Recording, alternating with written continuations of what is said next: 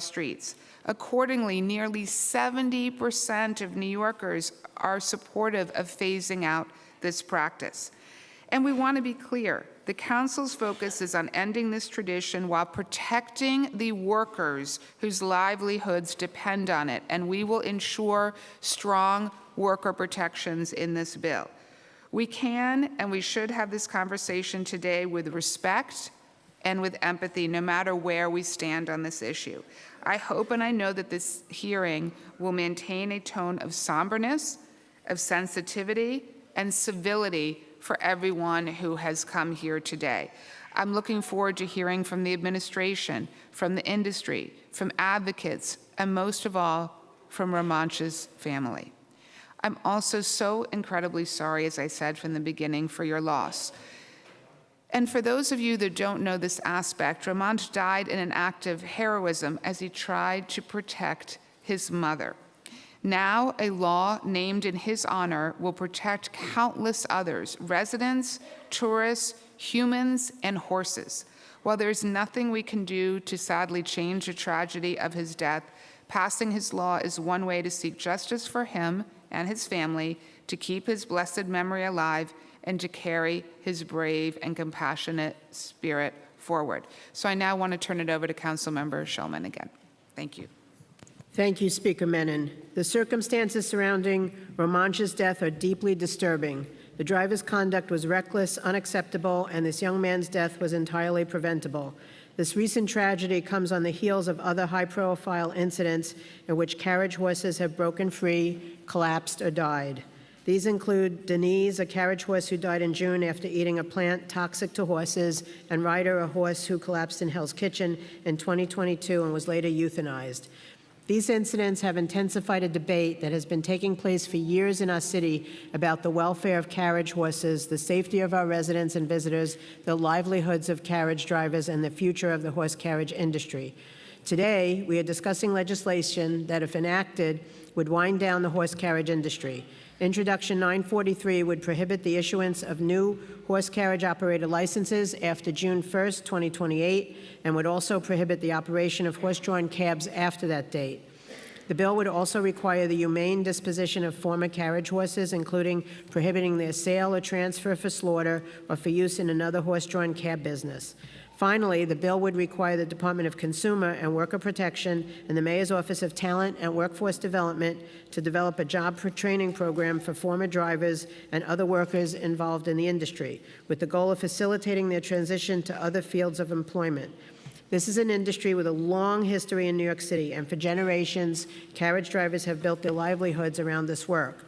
But times are changing, and we cannot ignore these tragic incidents or the serious public safety concerns they have raised. The landscape of our city has changed dramatically. Central Park and the surrounding streets are busier and more congested with pedestrians, bicycles, e-bikes, pedicabs, scooters, vehicles, and horse-drawn carriages increasingly competing for space. When a horse becomes distressed, collapses, or breaks free in this environment, the consequences are devastating, not only for the horse, but for drivers, passengers, and everyone sharing our streets and public spaces. This is fundamentally an issue that greatly affects the public. These concerns are not based on a single incident. For years, New Yorkers, advocates, elected officials, and others have raised questions about animal welfare and public safety within the horse carriage industry. Last month's devastating tragedy has forced us to confront these concerns in a new light and consider whether it is time for a new path forward. As we consider the future of this industry, we must carefully examine what a responsible transition would require, both for the horses and for the people whose livelihoods depend on this work.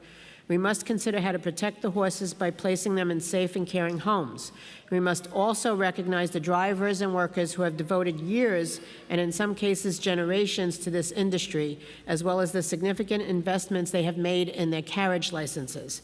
We must consider how to provide drivers with meaningful opportunities for new employment. My hope is that we can bring people together around these shared responsibilities. I know emotions are running high today on all sides of this issue, and I want to conclude by reminding everyone that although there may be strong opinions on this legislation and on the future of this industry, we must maintain a civil and respectful proceeding. The purpose of this hearing is to ensure that all voices and all perspectives can be heard today. We must maintain decorum throughout the proceedings. I would also like to thank the representatives for the administration for being here. I want to thank the committee staff, and I want to make mention the committee staff has worked an enormous amount of hours and enormous amount of days and worked really hard on this, and so I really want to thank them from the bottom of my heart. Chris Pepe, Josh Newman, Elizabeth Ott for their hard work in preparing for this hearing, as well as my team, Jonathan Boucher, Kevin McAleer, and Sammy New. Before I hand it over to Councilmember Marte for a brief statement on his legislation, I want to let people know that you can request translation in the following languages: Spanish, Hindi, Tajik, Turkish, and Russian. So if anybody needs anything, please let the sergeants know. Now I will turn it over to Councilmember Marte for a brief statement on his legislation. Good morning, everyone. I would like to give a huge thank you to Speaker Menon and Chair Shulman for holding today's historic hearing, and to the thousands of advocates and everyday New Yorkers who for years have been demanding we take action on horse carriages in Central Park. For decades, we've seen horse carriages live in cramped stables. We've seen them walk through midtown traffic, breathing in exhaust. We've seen them pull thousands of pounds in the heat and in the cold. We've seen them get scared, run off, and die in the streets. Every time an incident occurs, we are given an excuse. We are told it's just an isolated incident and the industry is completely safe. But the reality is that in the past 34 years, there have been 128 documented horse carriage accidents. 30 horses have died. Dozens of horses and people have been injured and hospitalized. Vehicles have been damaged and destroyed. And most recently, we lost the life of a young tourist, Ramesh Mahajan. As legislators, now is the time for serious accountability. While the City Council has dragged its feet through endless debates, we now have the loss of a boy on our hand. These are not unrelated accidents, but a pattern of failure that proves this industry does not work in modern-day New York City. During this hearing, we're going to hear a lot of more excuses. We'll be told that the industry is safe, yet somehow also needs safety reforms. If the drivers are just trained better, this will never happen again. That if we just add additional infrastructure to Central Park, such as hitching posts, that will solve the problem. We'll be told that the issue is just the lack of government oversight. And we'll be threatened that if we pass this bill, all the horses will be sent to the slaughterhouse. However, these excuses don't hold up. The Department of Health had tried to provide oversight over the carriage industry, but when the agency ordered independent veterinarians to inspect the stables and the horses, the workers refused to allow them to test their horses. That veterinarian found horses stuck in stables too small, covered in scarring, and exhibiting signs of many medical issues that could disqualify them from working. It was not the city who did not enforce. It was the industry that refused to comply. After 128 horse carriage accidents, it was only when someone was killed that additional training was provided to the drivers. Legislation has never been required to make better training. Either the owners have ignored training their drivers or the training has not been working. For days after Ramesh's death, we were promised that drivers were going to be trained to never leave their horses unattended. Drivers were documented doing exactly that. No amount of driver training will change the nature of horses. They can and will get scared and run off. Even hitching posts, which we are told are the magic bullet to stop horse accidents, are not a real solution. A 1,500-pound horse will still get scared while tied to a hitching post. Their halters can snap under extreme pressures, and the horses can run off. They can even pull the post onto the ground. If the horse pulls back violently, he may fall with the carriage and capsize. And even if the harness does not snap, the extreme pressures on the top of the head can result in serious and lasting injuries. It can even break their neck. Lastly, we must put to rest the idea that banning horse carriages will lead to the death of horses. We are going to hear today from a broad coalition of sanctuaries and farms willing to pay owners full prices for their horses. Sending the horses to the slaughterhouse is completely unnecessary.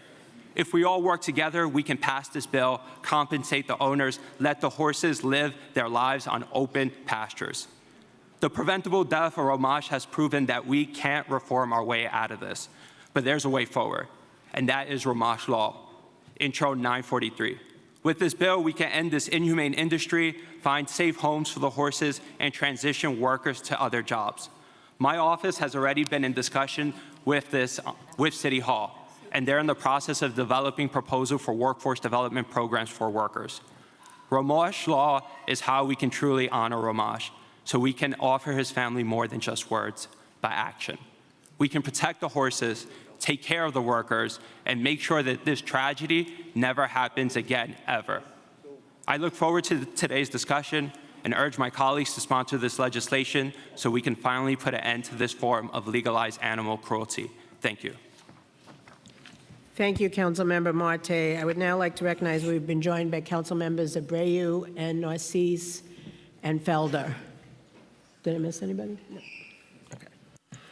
Before we hear testimony from the administration, we will hear directly from Romansh's family who have joined us here in chambers and online to provide testimony. First, we will hear from Priya Mahajan and Deepak Mahajan. Do we have them?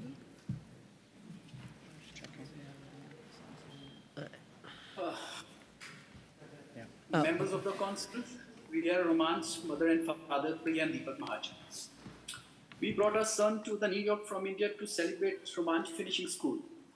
The day we landed, he found out that he had been accepted to one of the most prestigious universities in India.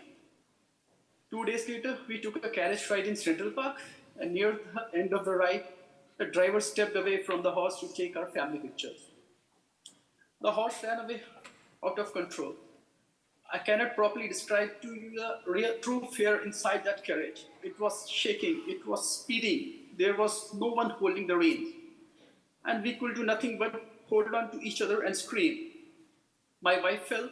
Romansh tried to help his mother, and he too fell. Then he hit his hand on the ground, and he did not move. Head to the ground. He never moved again. I kept shouting his name, but he did not move. He was 18, 6'2", obedient, smart, the boy who helped everyone, whether he knew them or not, who was always sharing his ideas with me. He wanted to build something of his own.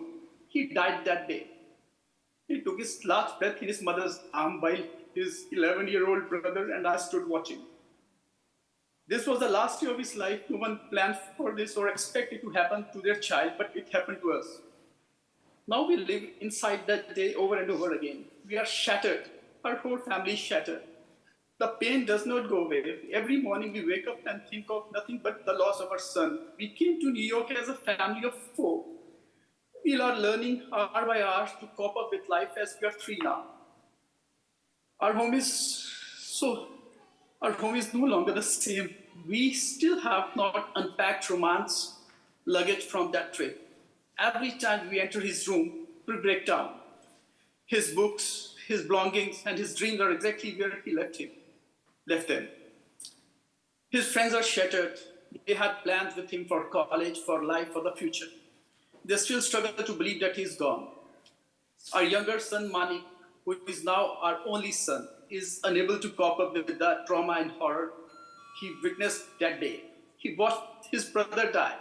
He lost not only his sibling, but his companion, his guide, and his best friend. No child should ever have to carry memories like this for the rest of their life.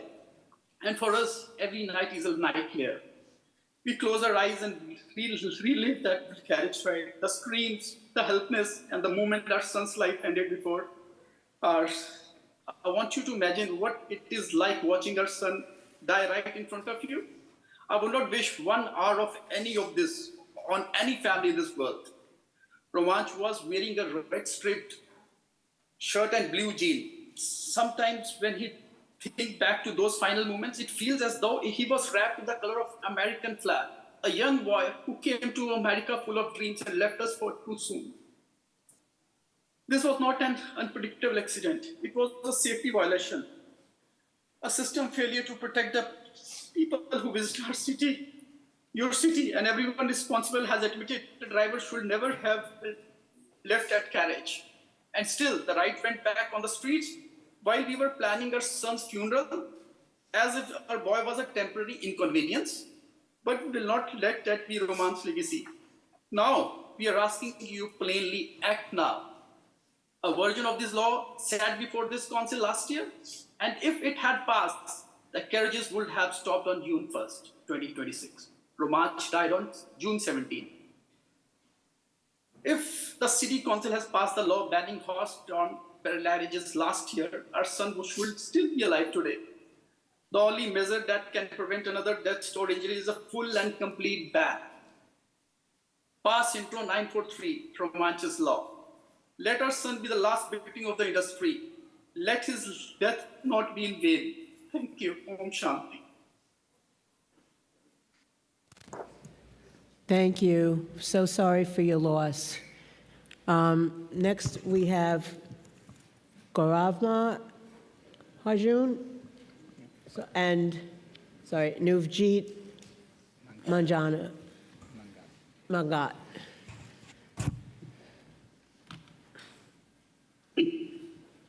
Members of the committee, my name is Gaurav Mahajan.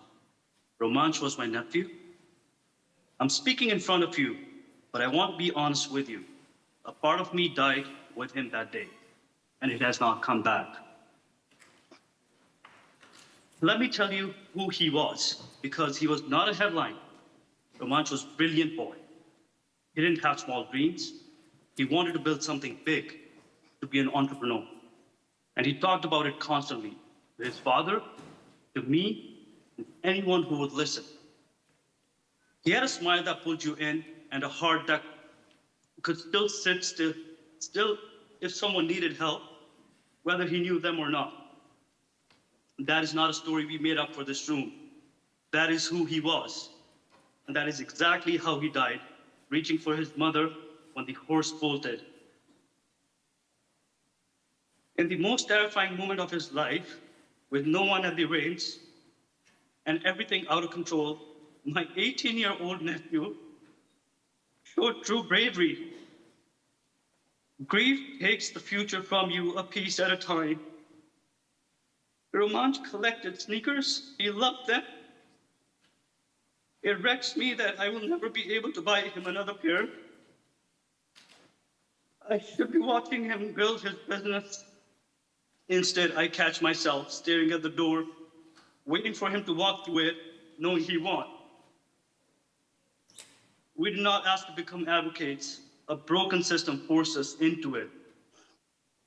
Romanch's law is written in our tears, but it's not just written in our tears. It's written in the tears of those individuals and their families who were injured in the 1983 West Drive mass casualty incident and the 1985 incident involving the horse named Chester, who left 4 women in wheelchairs and 1 woman blind due to severe head trauma. And the list of tragedies and injuries caused by horse-drawn carriages goes on and on for decades, ending with our Romanch and his mother Priya. If this law had already existed, my nephew would be alive today, chasing everything he dreamed about. You have the power to stop this from happening to another family. I'm asking you, look at us. Remember his face and pass the law so his soul can finally rest.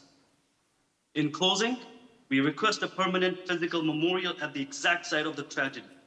Romanch's unmatched bravery defined the very best of humanity on New York soil. The ground where he took his final breath must stand forever as a monument to their love, ensuring the city never forgets the boy who gave everything to protect his mother. Thank you. Thank you very much. Next, we will hear from Anuj Thukrat and Sylvia It's Navjeet. Thukrat. Sorry. I'm sorry. They have one more? Oh, they have one more. Oh, They okay. have one more. I'm sorry, I didn't realize that. Okay.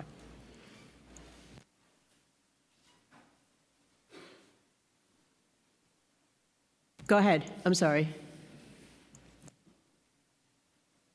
Maybe. My name is Navjeet Mangat, and I'm Roman's aunt.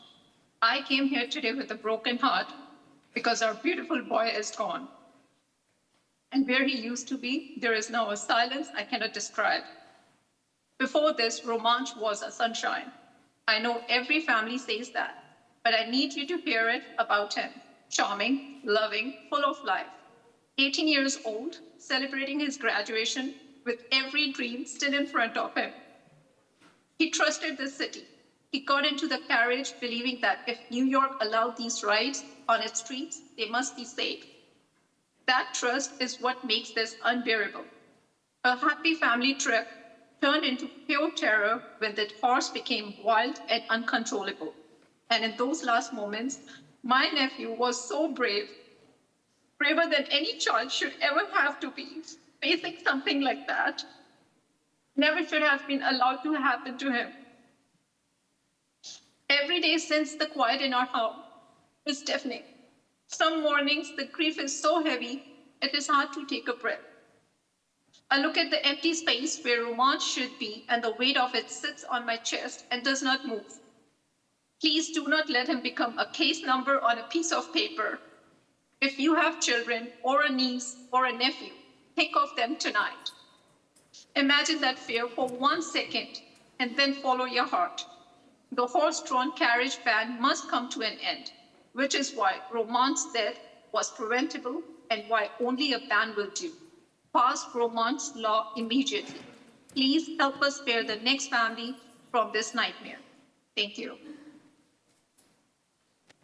Thank you very much. Now I'll call up Anuj Thukrat and Sylvia Thukrat. You're here, right?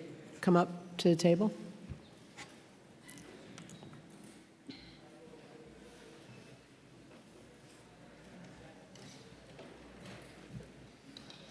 No, he's got to go.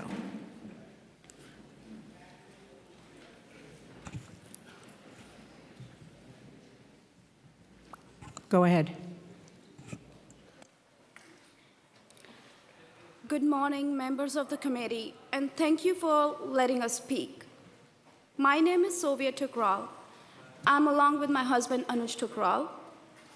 We are here for our nephew, Romansh Mahajan, who lost his life in Central Park on June 17, 2026.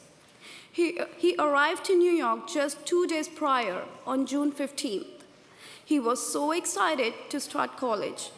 He had been accepted to one of the top universities in India. And at 18, he had every dream and his entire life still ahead of him. He was kind, sincere. He loved being around little children. And he carried himself with an honesty and loyalty to his family that you don't see in someone that young. I need to tell you about one phone call.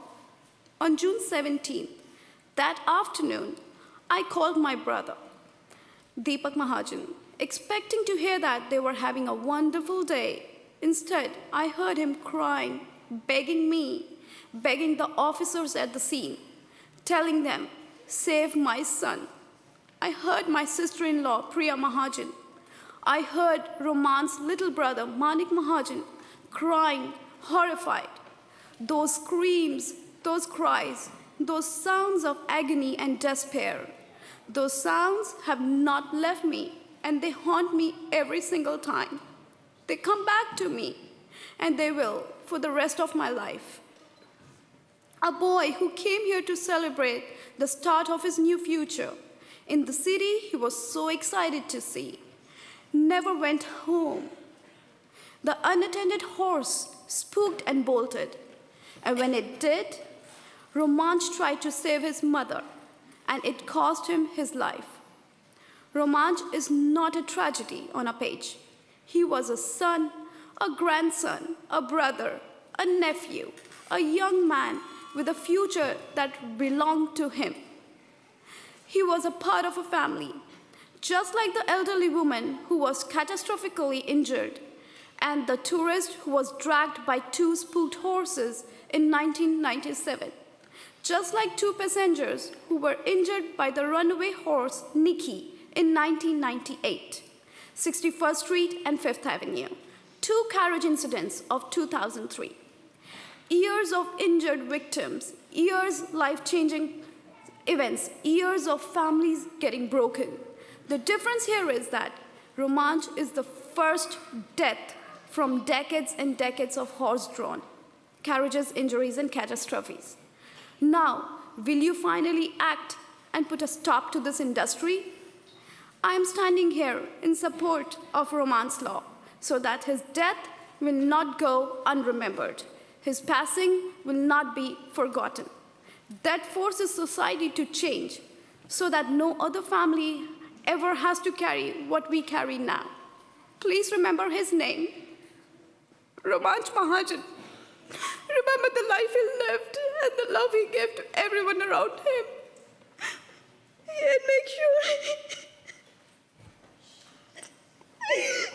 he's the last person to die from this industry.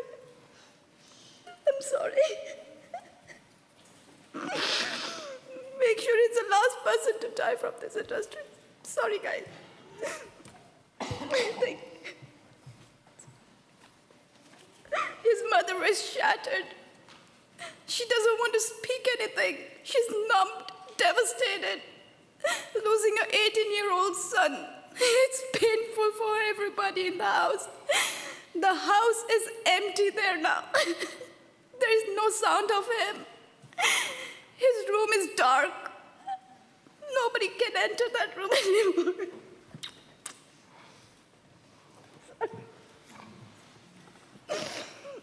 We just want to thank you for coming here today. We know how painful this is for you. You have our deepest condolences, and I just want to thank you for your courage in being able to share what the family is going through. We know this is very, very difficult for you, and we really appreciate your whole family coming here and testifying before us today. Yes, I want to reiterate what the speaker said. Thank you for your courage, and thank you for sharing with us today. I really appreciate that. So, did you have some words, or? You can speak. Thank you, everyone. I just want to say that when this whole incident happened, the entire family was helpless. When the horse bolted, they were helpless. When Romanj fell, they were helpless. His mom telling us that he literally took his last breath in front of her, and she said he was breathing in front of me, but he couldn't open his eyes, and they were helpless. At least now, with all of your effort and the efforts of everybody in this room, including the speaker and all of you guys, maybe you can pass the law to be a help to them. Their house literally went from, they have kids everywhere, to have an energy of a Disneyland to becoming like an energy of a graveyard. That's the energy that they're living with, because that's what they're going through every single day. Thank you again. Okay, thank you very much. Are there, did you, or you, good?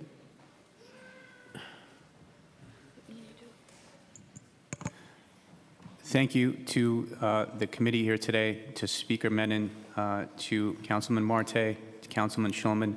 My name is Sagar Chadha. I'm a partner at Liakis Law. I represent the estate and the family of Romanj Mahajan. I just want to, first of all, point out what everyone else here has already said, but to highlight the fact that this incident was entirely avoidable. Romanj's death will not be in vain. He came to this city as a tourist, and he died as a son of this city. And we will hold the city accountable for the decades of failures in enforcing and preventing this action from taking place. Hitching posts, tethering points, no safety devices whatsoever to secure a 2,000-pound animal from consistently getting spooked and bolting. This incident could have been avoided. It should have never happened. And if this law had been passed a year ago, on June 1st, 2026, there would be no horses in this city. Romanj, unfortunately, passed away on June 17th. His death will not be in vain. This is not about the workers and the union members. They, too, have called for better safety. The Conservancy, for decades, has called for better safety, and we will hold the city accountable. Thank you. All right, thank you very much to all of you. Now, are there any other family members that are here before I move on? No? Okay. I want to also recognize that we've been joined by Councilmember Morano, and now the administration will present their testimony. So thank you.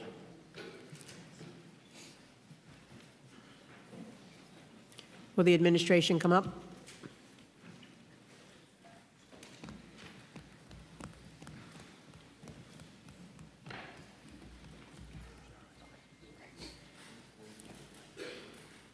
I will turn it over to the committee counsel to administer the oath.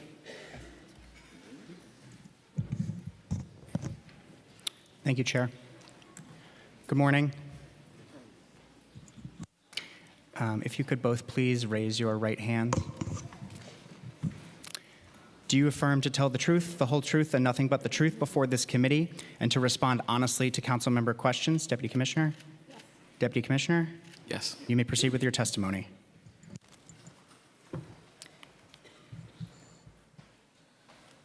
Good morning, Madam Speaker, Chair Schulman, members of the Committee of the Health Committee, and other council members. I am Corinne Schiff, Deputy Commissioner for Environmental Health at the New York City Health Department. On behalf of Commissioner Martin, thank you for the opportunity to testify today on Introduction 943. I am joined by Carlos Ortiz, Chief of Staff and Deputy Commissioner of External Affairs at the New York City Department of Consumer and Worker Protection. Before discussing the legislation, I want to express my deep condolences and those of the Health Commissioner and all of us at the Health Department to the family of Romanj Mahajan. His death associated with a horse carriage ride was a terrible tragedy. It is unimaginable what his family is going through. The oversight of the carriage horse industry requires citywide coordination, and the Health Department works closely with many other agencies also involved, including DCWP, NYPD, DOT, and New York City Parks. We also work closely with the Mayor's Office of Animal Welfare. The Health Department is charged with issuing initial and renewal licenses for the carriage horses under the Administrative Code. Our process includes reviewing the horses' health certificates to check that horses are examined by their veterinarian every 4 to 8 months, as well as reviewing owner records showing that the horses have had at least 5 weeks a year of vacation or furlough at a horse stable that allows daily access to a paddock or pasture. We make periodic observations of the horse's movement and overall body condition at the 3 Central Park hack stands where carriages must pick up and discharge passengers, and monitor weather and issue weather-related suspensions. We also conduct the training course for aspiring carriage horse drivers that is a prerequisite to obtain a horse carriage driver's license from DCWP. Mayor Mamdani has been clear that New York City should join the other cities that no longer allow operation of a horse carriage industry, and the administration supports the intent of Introduction 943. To promote a good outcome for the horses, the bill would require the Health Department to provide horse owners with information about individuals and organizations that can receive or acquire horses for humane purposes, and require owners to certify that they are not transferring or selling their horse for an inhumane purpose. The bill provides a 2-year phase-out period, providing time for owners and drivers to make this transition, and requires a workforce development program. The administration is, however, critical of the insufficiencies of the worker protections in the bill, and we look forward to working with the Council to address those concerns as we move forward on this important issue for New Yorkers. Thank you for the opportunity to testify. Deputy Commissioner Ortiz and I can now take your questions. Okay, Commissioner Ortiz, did you have a separate? No? Councilmember Gennaro? Yes, thank you, Deputy Commissioner, for your statement. It's primarily your agency and also PD that really looks after the, the drivers. By the way, how much time do I have? 3 minutes. Okay. So in the last 167 years of the industry, or as far back as you have records, has there ever been a situation where a horse carriage driver's license has been suspended or revoked? The answer is no, but you can, I actually don't know if that's true. In recent years, there have not been suspensions or revocations, but I believe in prior administrations there were. No, there But weren't. I can pull the. Yeah, you can do And it. I'm but- sorry, Councilmember Gennaro, and we'll give you extra time for this. I was commissioner of DCWP. We actually did do a suspension due to conduct when I was commissioner, so it has happened, and Yeah, I think it was happy due to to work with the conduct that had to regulations. do with like financial, not like safety. But in any event, I was offered the opportunity by the speaker to make a statement at the outset of the hearing, but I was told by staff that now tells the speaker what to do, that I was like not able to make a statement. And so that's, okay. And so now when it comes to medallions, have medallions been revoked or suspended? To your knowledge? To my knowledge, in recent years, they have not, sir. Thank you. In terms of what the health department and the mounted unit that's out there, what are the levels of tickets and violations for safety? And also, and I also will note that, after, incidents have happened, I noticed that there have not been, I don't think there have been violations issued to drivers, meaning that the people, that would be you, who are in charge of this kind of thing, thought that it was explainable or something. And so I'm trying to find out how you come here today to support the elimination of the industry just because the mayor thinks so.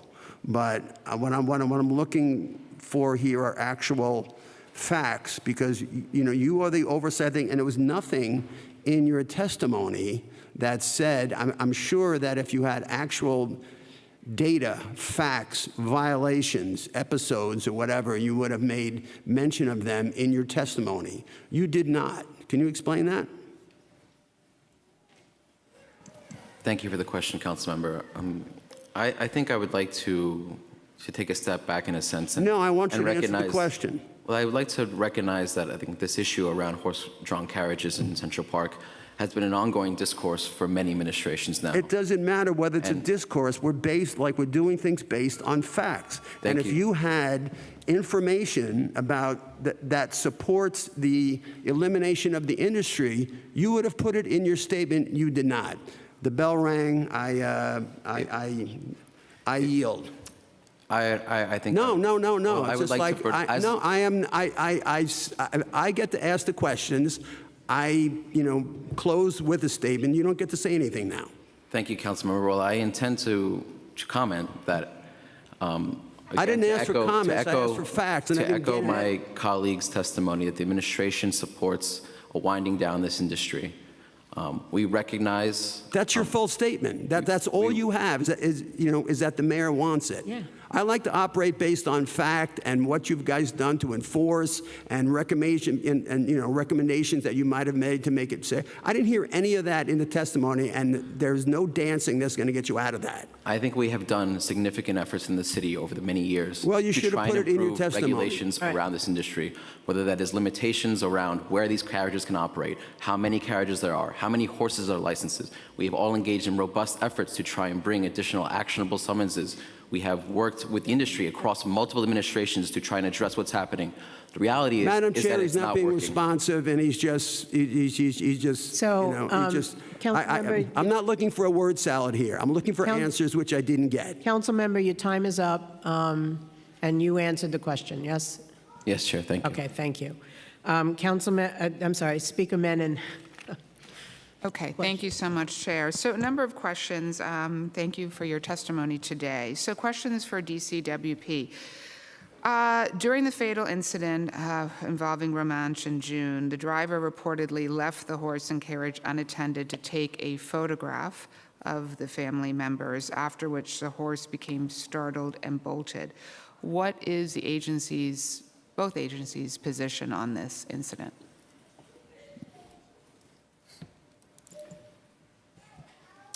The administrative code is very clear that drivers may not leave the horse unattended. The health department, as I noted in my testimony, provides the training course for aspiring carriage horse drivers, and we do include that key safety provision in that training.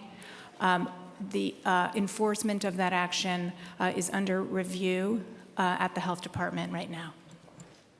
I would also add, Speaker, please, to echo, I believe, testimony that's been submitted by the Mayor's Office of Animal Welfare, is that I think the incident overall, it goes back to the inherent challenges that exist when horses are working in these busy urban environments, and ultimately why I think the administration is supportive of a long-term solution to the horse-drawn carriage industry, keeping in mind, of course, outcomes and pathways that are sustainable for the workers in this industry as well, which is of critical importance for the Department of Consumer and Worker Protection as well. Thank you.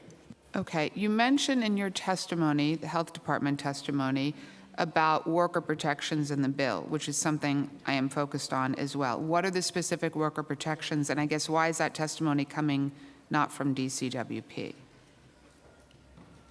Thank you, Speaker. I think just for an operational side, I just have one testimony to represent the administration's position. Okay. Of course, I'm here to comment on the worker touch point as well. Certainly, I think to provide some concrete feedback, workforce development is not necessarily something that DCWP engages in now. There are many other agencies that do that work. Notwithstanding, we would like to be actively involved in this conversation as well as it relates to outcomes for the workers and ensuring that we have sustainable pathways forward for them. Is there specific language that the administration is recommending? I don't have language available at this time, but I think as we move through the legislative process, we will be providing language. Okay. How many workers would be affected by the ban? We obviously know how many licenses DCWP has. We've been looking at the open data portal, but I want to get on the record this information, which is why I'm asking these questions. So how many workers would be affected by a ban, included carriage drivers, stable workers, and other staff? Apologies, Speaker. I don't know if I have the stable worker numbers. I do know that there are 208 licensed horse-drawn carriage drivers. My understanding from public reporting is that approximately 170 of them are engaging in the work day in, day out. Okay. And what does the administration's view in terms of the proper phase-out timeline that both agencies would recommend? Do you agree with the language in the bill currently? Do you believe differently? I think, and just permit me to confer with my colleague, I don't think we have concerns necessarily with the phase-out timeline itself. I think a setting such as this, to hear from the stakeholders, whether that's industry and workers and other advocates, is an important step in the legislative process to know if the timeline is appropriate. Okay. And what are the administration's plans to support the workers? Well, I think we're having ongoing conversations with our partners in labor about what outcomes we can support, what we can do to support outcomes for workers. I'm sorry. I've heard of your public comments recently as well, Speaker, about securing employment for workers as well. I think for us, all options are on the table. We want to make sure that this works. Okay. Okay. I'm going to turn it back over to Councilmember Shulman. Thank you. Thank you very much. First, I want to say that we've been joined by Council Members Feliz, Maloney, and Brewer. So how many carriage horses are currently licensed and operating in New York City? Please provide the number of horses, the number of stables, the number of carriage licenses, and drivers. I guess that's divided between the two of you? Yes. As of the end of June, we had just under 160 horses licensed, and there are 3 stables that serve the industry. The former mayor issued Executive Order 56 directing agencies to prepare for the cessation of horse-drawn carriages in New York City. What inspections or other work did DOHMH begin? How much was completed and what continued after the order was rescinded? We conduct routine inspections of the stables, routine inspections of horses, both at the stables, and these are sort of observations of the horses as well as inspections of paperwork, and also we make periodic observations at the hack stands. I would also add, Chair, that DCP conducts compliance inspections 3 times a year on each of the carriages. And to touch upon your other part of your question, I know that the previous administration and the Blasio administration, I would say my entire career in city government, that we've been working on this issue as well. Okay, thank you. Over the past 5 years, how many horses have been removed from service due to medical concerns?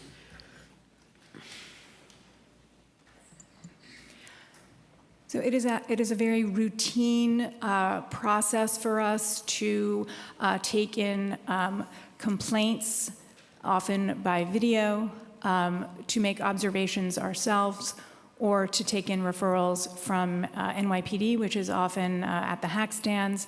And we will, depending on our veterinarian's assessment of those, we will require the owner to have its veterinarian assess the horse, and during that time the horse is not in service, and we require the owner to provide the veterinarian's determination before the horse can be returned to work. I do not have the count. We can continue to work on that to try to provide it. We want the count, so we want you to get that to us. And I want to know, what are the most common concerns that lead to removal? I can say some of the common concerns would be that the horse is lame, for example, and we might see a video that either shows that it is or that it needs further assessment to be able to determine that. That would be a common consideration. Okay. DOHMH is responsible for enforcing requirements governing stable conditions, including adequate heating and ventilation, sufficient food and drinking water, and minimum stall dimensions. Over the past 5 years, how many violations has DOHMH issued for failure to comply with stable requirements? And please provide a breakdown by violation type. If you don't have it here, then you need to send it to us, but answer whatever you can answer right now. We do make routine inspections of the stables 2 to 3 times a year. I don't have the violation numbers, so we will get back to you. Okay. How many staff does DOHMH currently employ to inspect and oversee horse carriage stables? We have 6 health inspectors who work in our veterinary public health program. They do a variety of work, including the inspections of the horse carriages, and we have equine veterinarians we work with on a contract basis. Have any stables repeatedly failed inspections or required corrective action plans? The stables have not required corrective action plans. Okay. Local Law 203 of 2019 prohibits horse carriages from working when the temperature is 90 degrees or above, or when the temperature is 80 degrees and the equine heat index reaches 150 or above.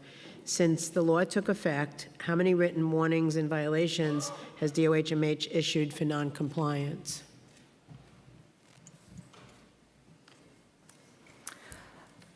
What I can tell you is the suspensions in the last 3 years.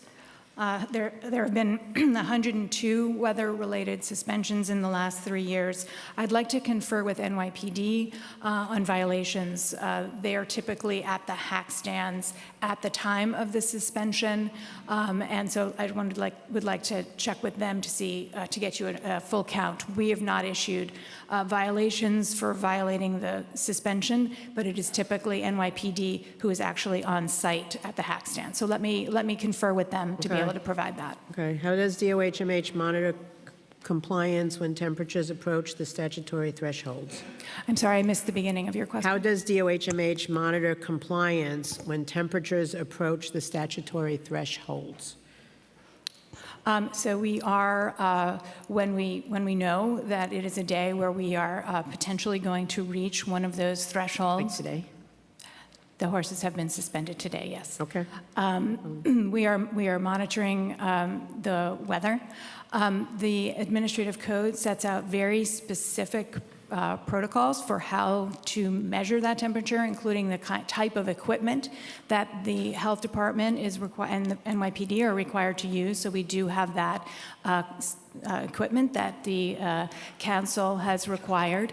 And so we take those measurements as we understand the temperature threshold may be approaching, and that lets us be able to suspend the activity when that threshold is met.